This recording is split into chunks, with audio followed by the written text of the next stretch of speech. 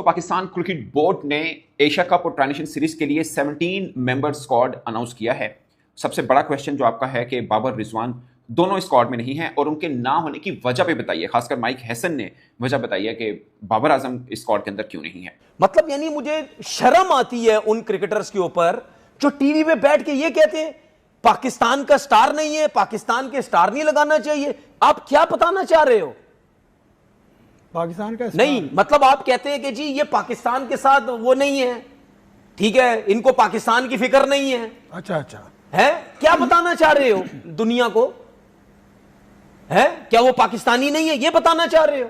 तो फाइनली बाबर और रिजवान फैसला हो गया है। हमने तो आपको पहले ही बताया था कि ये दो सीनियर प्लेयर्स जो हैं ये पाकिस्तान क्रिकेट टीम की T20 साइड से बाहर हो गए हैं और कुछ क्या सराइयां थीं कि ये दोनों प्लेयर जो हैं अपना कमबैक करने में कामयाब हो जाएंगे एशिया कप के अंदर, जो कि हमने बिल्कुल बोला था कि इसमें कोई सदाकत नहीं है।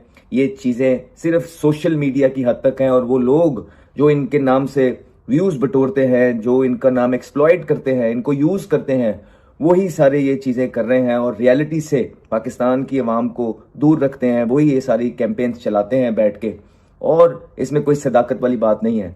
और अब आप देख लीजिए पाकिस्तान के बड़े बड़े news channel such S gio, उन्होंने भी जो अपनी इतलात जाहिर की हैं वो यही जाहिर की हैं कि पाकिस्तान की टीम से एशिया कप के अंदर बाबर आजम और मोहम्मद रिजवान अपनी जगह बनाने में नाकाम रहे। मोहसिन भाई 17 मेंबर ये स्क्वाड है, अगर आप इजाजत दें तो मैं क्विकली एक दफा नाम पढ़ दूं और फिर आपके ऊपर जो है वो आपसे इसके ऊपर आपका ओपिनियन लूं, आपका एक्सपर्ट ओपिनियन। लोगों को बस एक बात कह दीजिएगा स्क्वाड्स पढ़ने से पहले कि अगर खड़े हैं तो बैठ जाएं, बैठे हैं तो कुर्सी को जोर से थाम लें। मोहसिन भाई, एक तो सबसे बड़ी खबर बाबर रिजवान जो है वो नहीं है, नसीम खान नहीं है। टीम पर आ जाते हैं। आगा सलमान कप्तान, Abrar Ahmed mystery spinner, Faheem Ashraf Stokes की तरह के ऑलराउंडर है, फखर जमान, एडम गिलक्रिस्ट दौरे हाजिर के, हारिस रऊफ, रैटली, हसन अली, हसन नवाज, हुसैन तलत, खुशदिल शाह, मोहम्मद हारिस, मोहम्मद नवाज, वसीम जूनियर, साहबजादा फरहान, साइम अयूब, सलमान मिर्जा, शाहीन आफरीदी एंड सुफियान मुकीम। मोहसिन भाई, no place for Babar, no place for Rizwan, no place for Naseem. ये है आपका ट्राई सीरीज 17 मेंबर का एशिया कप स्क्वाड। मैं अप्रिशिएट करता हूं पाकिस्तान क्रिकेट बोर्ड को, वेल डन बोलता हूं जो नसीम, बाबर और रिजवान को सिलेक्ट नहीं किया गया। देखें, यही मेरिट का तकाजा है, यही परफॉर्मेंस का तकाजा है, यही जस्टिस। वो नहीं आप जो कहते होते जस्टिस फॉर फलाना, तो जस्टिस फॉर फलाना इनके साथ और टीम के साथ और मुल्क के साथ अब जस्टिस हुआ है। नहीं, आप मुझे 2 महीने से पूछ रहे थे कि रिजवान होंगे एशिया कप में, मैंने आपको बोला 100% नहीं होंगे। आपने मुझसे पूछा बाबर होंगे, मैं कहा 50-50 शायद हो सकते हैं, सिचुएशन डिफाइन करेगी। आपने मुझसे पूछा शाहीन होंगे, मैं कहा आपको 100% होंगे और टीम आज आपके सामने आ चुकी है। एशिया कप और ट्राई नेशन दोनों अनाउंस कर दी हैं। 17 मेंबर स्क्वाड है। अब ये कहा जा रहा है कि जी India is very happy because Babar and Rizwan are not included in Asia cup squad. अब मुझे एक बात बताओ, इंडिया क्या उनको दुख हो रहा है? इंडिया को दुख हो रहा है कि बाबर और रिजवान को तुमने क्यों निकाल दिया? भैंस की टांग, ये तो हमारी फ्री की विकेट हुआ करती थी। बाबर और रिजवान एक फ्री की विकेट थी, चाहे वो अर्शदीप सिंह के लिए हो, चाहे वो कुलदीप यादव के लिए हो, चाहे वो एशिया कप में कोई भी स्क्वाड इंडिया का खेल रहा हो। लेकिन ये 2 विकेटें इंडिया के लिए फ्री की विकेट थी जो कि पाकिस्तान ने यहां पर इंडिया से ले ली है। मतलब इंडिया को मौका नहीं दे रहा। लेकिन खबरें क्या चलाई जा रही है कि इंडिया बहुत खुश है बाबर और रिजवान के ना होने से, क्योंकि इंडिया इनसे डरता था। इंडियन क्रिकेट टीम इनसे डरती थी। अगर किसी का सबसे ज्यादा दबदबा था तो वो बाबर और रिजवान का था। ये कहना है पाकिस्तान के मीडिया का। मैं हेडलाइंस पढ़ रहा हूं यार इस किस्म की कि बाबर और रिजवान के ना होने से सबसे ज्यादा फायदा इंडिया को होगा। इल्जामात इतने बड़े बड़े उनके ऊपर से लगाते हो। क्रिकेट के ऊपर बात करो, एजेंडा लेके लगे हुए, बस इनको निकालो किसी तरीके से बाहर। और खुद क्या है, सुनो, और खुद क्या हो जो बाबर के ऊपर इल्जामात लगाते हो, खुद क्या हो? जब इंडिया ने हमारे ऊपर हमला किया उसके बाद तुम लोग बैठ के इंडिया की और इंग्लैंड की टेस्ट मैचेस के ऊपर बातें करते हो। खुद क्या हो फिर तुम लोग सारे? अपने प्लेयरों के ऊपर कहते हो जी पाकिस्तानी नहीं है, ये नहीं है, वो नहीं है। क्या हो गया यार? प्लेयर है भाई, आउट ऑफ फॉर्म ही है ना, क्या हो गया? इतने बड़े बड़े इल्जामात क्यों लगा रहे हैं उनके ऊपर?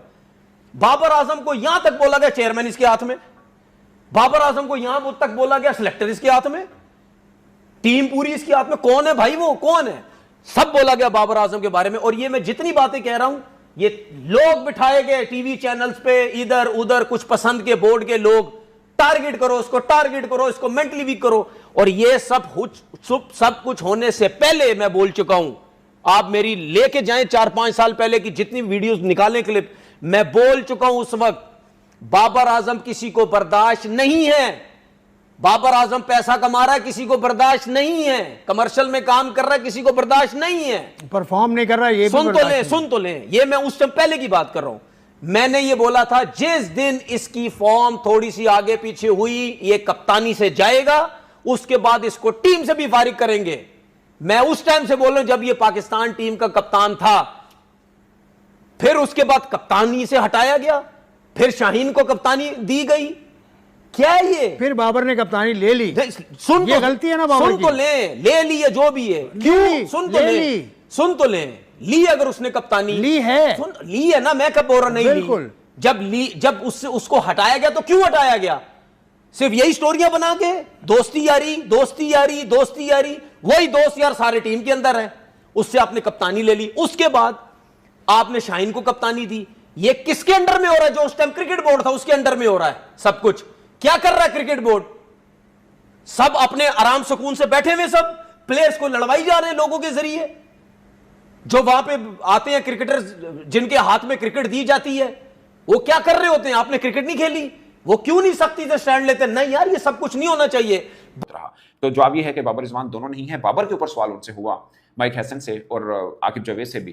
तो माइक हैसन ने यह जवाब दिया कि बहुत हार्श है ये कहना कि बाबर आजम की फॉर्म गिर गई है, क्योंकि 3 ही मौके मैचेस खेले हैं, उसमें भी एक में उन्होंने 47 रन कर दिए, मतलब 50 नहीं कर पाए, आउट हो गए, बट उन्होंने थोड़ी सी इनिंग बेहतर खेली है। बट 3 मैचेस के ऊपर हम उनकी फॉर्म को या बैटिंग के ऊपर बात करें तो थोड़ा हार्श रहेगा। मगर ये बात सच है कि बाबर आजम को कुछ चीज़ें कही गई हैं कि उनको इंप्रूव करने, कुछ एरियाज पे इंप्रूवमेंट लेके आनी है, जिसमें स्ट्राइक रेट का जिक्र माइक हसन ने प्रेस कॉन्फ्रेंस के अंदर किया। फिर उन्होंने ये भी कहा कि हमें फॉर्म वाले क्रिकेटर चाहिए। आखिरी 6 मैचेस में साजिदा फरहान ने 3 में मैन ऑफ द मैच लिए हैं। सो साजिदा फरहान को आप इग्नोर नहीं कर सकते, इसलिए साजिदा फरहान तो टीम में होंगे।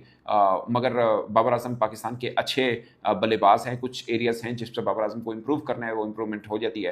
तो किसी को भी फॉर्मेट के ऊपर ब्लॉकेज नहीं किया जा सकता। ये माइक हसन की स्टेटमेंट है अबाउट बाबर आजम, बट सच ये है कि वो ये कहना चाह रहे हैं कि भैया कुछ और क्रिकेटर हैं जो बाबर आजम से बेहतर खेल रहे हैं T20 में, इसलिए वो टीम में है और बाबर आजम टीम में नहीं है। ये अल्फाज उन्होंने नहीं कहे, मगर उनका मतलब ये जरूर था। अब देखिए, इसमें ऑब्वियसली एज अ प्लेयर आपको बुरा लगता है, दुख होता है, और होना भी चाहिए। जब जाहिर बात है कि आपने 5-6 साल कप्तानियां की हों, एक कप्तान था और दूसरा उसके साथ नायब कप्तान था, तो टीम में आपका एक रूल होता है, एक आप रूल करते हैं।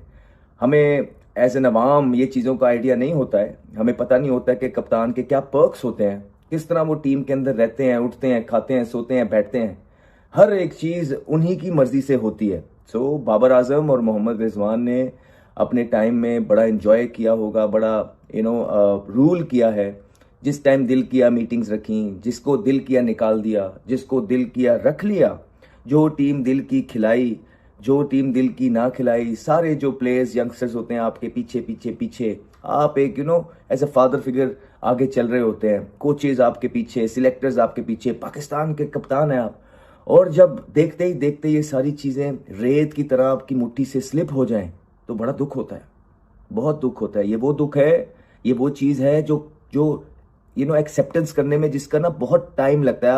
आप एक्सेप्ट कर ही नहीं सकते हैं ये, तो वो आप डिनाइल में चलते रहते हैं। आप कहते हैं नहीं नहीं नहीं, ये कैसे हो गया, ये कैसे हो सकता है, मेरे साथ कौन ऐसा कर सकता है।